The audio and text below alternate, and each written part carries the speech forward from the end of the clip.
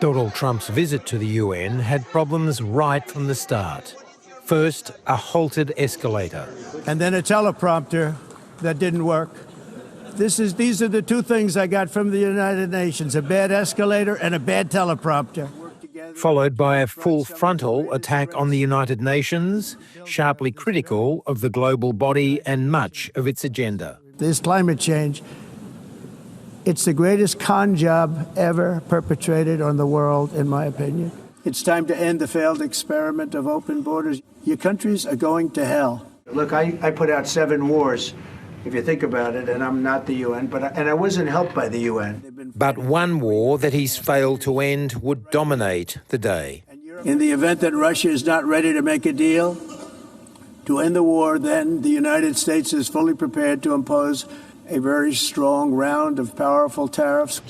After meeting Ukraine's president on the sidelines, Donald Trump went on social media to signal a major shift in his thinking, saying Ukraine is in a position to fight and win all of Ukraine back in its original form. Are you surprised to hear that?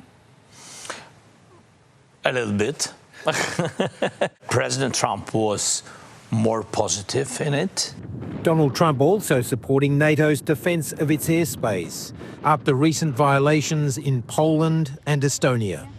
Mr. President, do you think that NATO countries should shoot down Russian aircraft if they enter their airspace? Yes, I do. Donald Trump is unpredictable and can sometimes change his opinion by the day or even the hour. But if he genuinely means that NATO countries have the right to shoot down Russian jets, then Vladimir Putin will have to either back down or the war will escalate. As President Trump urged world leaders to abandon green initiatives, Anthony Albanese was looking for US investors to help fund Australia's energy transition. He's entitled to give that speech and to put his views. The leaders will have a chance to discuss in person.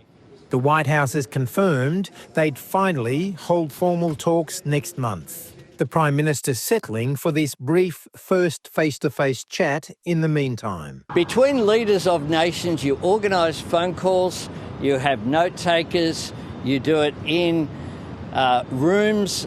Though the French president was able to get Donald Trump on the phone to lodge a traffic complaint. How are you? Guess what? I'm awaiting the street because everything is frozen for you. A rare moment of levity for leaders navigating many conflicts.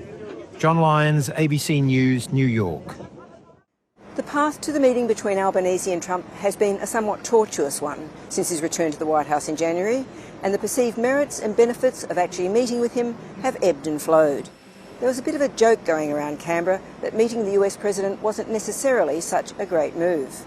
Equally, the fact that the national leaders who did meet him didn't seem to win better trade deals after the US Liberation Day also made the idea pall somewhat. But the long delays were starting to become a problem at home for the Prime Minister. Next month's one-on-one meeting at the White House could be a better option in that it gives some status to the relationship with Australia rather than simply being a hurried meeting on the sidelines of an international forum. The two leaders have much to discuss, most notably our defence relationship and the AUKUS deal. The stakes couldn't be higher.